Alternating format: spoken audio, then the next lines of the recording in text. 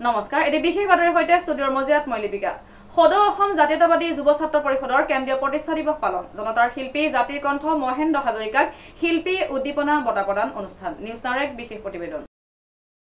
জনতাৰ শিল্পী জাতিৰ কণ্ঠ মহেন্দ্ৰ হাজৰিকাক শিল্পী উদ্দীপনা বঁটা প্ৰদান সদৌ অসম জাতীয়তাবাদী যুৱ ছাত্ৰ পৰিষদৰ কেন্দ্ৰীয় প্ৰতিষ্ঠা দিৱস পালন শিল্পী উদ্দীপনা বঁটা জনতাৰ শিল্পী মহেন্দ্ৰ হাজৰিকালৈ সদৌ অসম জাতীয়তাবাদী যুৱ ছাত্ৰ পৰিষদ যোৰহাট জিলা সমিতিৰ উদ্যোগত যোৰহাট জিলা মুক্তি যুঁজাৰু ভৱনত দিনজোৰা কাৰ্যসূচীৰে পৰিষদৰ কেন্দ্ৰীয় প্ৰতিষ্ঠা দিৱসটি পালন কৰা হয় সংগঠনটোৰ ভাৰপ্ৰাপ্ত সভাপতি ক্ষীৰোদ্দাস সাধাৰণ সম্পাদক পৰাগজ্যোতি দত্তই জানিবলৈ দিয়া মতে পুৱা পতাকা উত্তোলনেৰে শুভাৰম্ভ হোৱা অনুষ্ঠানটিত প্ৰায় শতাধিক প্ৰতিযোগীয়ে চিত্ৰাংকন প্ৰতিযোগিতাত অংশগ্ৰহণ কৰে সম্বৰ্ধনা আৰু বঁটা বিতৰণী অনুষ্ঠানত জনতাৰ শিল্পী জাতিৰ কণ্ঠ মহেন্দ্ৰ হাজৰিকাক শিল্পী উদ্দীপনা বঁটা প্ৰদান কৰে সদৌ অসম জাতীয়তাবাদী যুৱ ছাত্ৰ পৰিষদে উক্ত বঁটাত এখন গামোচা চেলেং চাদৰ এটা জাপি এটি স্মাৰক এখন সম্বৰ্ধনা পত্ৰ আৰু 10,000 টকাৰে সন্মান জনায় লগতে সম্বৰ্ধনা জনায় বিশিষ্ট সমাজকৰ্মী তথা পৰিৱেশ সংৰক্ষক বিপুল হাজৰিকা দেৱক উক্ত অনুষ্ঠানটি পৰিষদৰ কেন্দ্ৰীয় সমিতিৰ সভাপতি সাইদুৰ ৰহমান কেন্দ্ৰীয় সমিতিৰ সাধাৰণ সম্পাদক নিপন গগৈ কেন্দ্ৰীয় সমিতিৰ উপসভাপতি অৰূপ বৰা যোৰহাট জিলাৰ উপদেষ্টা ৰিতুল পাঠককে প্ৰমুখ কৰি যোৰহাট জিলা সমিতিৰ বিষয়ববীয়া গোলাঘাট জিলাৰ বিষয়ববীয়াৰ লগতে কেইবাখনো জিলাৰ প্ৰতিনিধি উপস্থিত থাকে শিল্পী নহয় মই সাধনা কৰোঁ শব্দৰ সাধনা কৰোঁ মই উপাসনা কৰোঁ শব্দৰ মানৱতাৰ উপাসনা কৰোঁ শব্দৰ সাধনা কৰোঁ গতিকে বোধহয় অলপ বেছি বুষ্ট কৰি দিছে মোক বেছিকে মানে প্ৰবলতাটো বঢ়াই দিছে এতিয়া দায়িত্বটো বেছিয়ে বাঢ়ি গ'ল এতিয়া মোৰ টেনশ্যনেই হৈ গ'ল পাৰিম নে নোৱাৰিমতো নহয় আৰু নোৱাৰিমতো বেয়া কথা মনটো বেছি ভাল লগা হৈ গৈছে সেইকাৰণে আৰু দায়িত্ব আছে এনেধৰণৰ শ্ৰদ্ধাশীল চিন্তাশীল যিসকল দল সংগঠনে যদিহে প্ৰজন্মৰ কাৰণে এনেধৰণৰ অনুপ্ৰেৰণামূলক এনেধৰণৰ আয়োজনবিলাক নকৰে মানুহে সাহস আৰু চেতনা প্ৰজন্মৰ যুগে যুগে ক'ৰ পৰা বাঢ়িব কোনে কৰি দিব তো ৰাজনীতি বস্তুটো ৰাজনীতি ফালেই গৈ থাকে ভোট কেন্দ্ৰিক বস্তুটো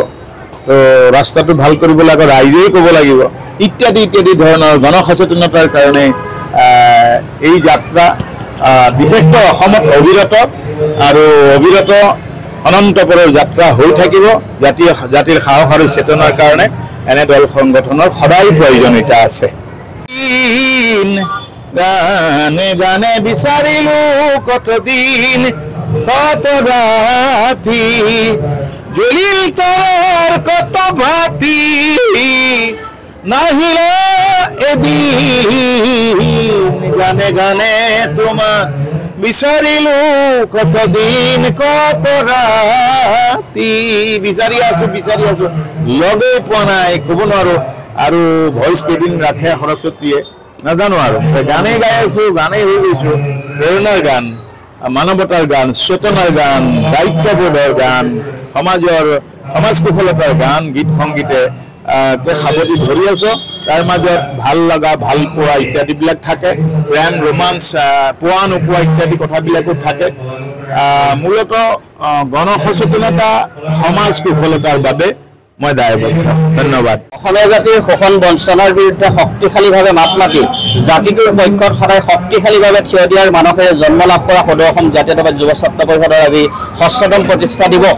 যোৰহাট জিলাৰ মুক্তি যুঁজাৰু ভৱনত আনুষ্ঠানিকভাৱে ৰূপায়ণ কৰা হৈছে বিভিন্ন কাৰ্যসূচী বিশেষকৈ ছাত্ৰ ছাত্ৰীসকলৰ মাজত পুৱাৰ ভাগত চিত্ৰাংকন প্ৰতিযোগিতা অন্যান্য সামাজিক কামৰ লগতে আজিৰ অনুষ্ঠানতে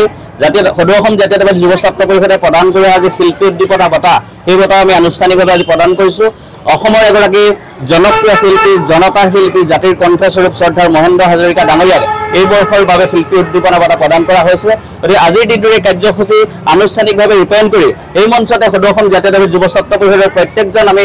সদস্যই আনুষ্ঠানিকভাৱে সংকল্প গ্ৰহণ কৰিছোঁ যে অনাগত দিনতো অসমীয়া জাতিটোৱে সন্মুখীন হোৱা যিখিনি সমস্যা এই সমস্যা আজিৰ ক্ষেত্ৰত আপোচবিহীনভাৱে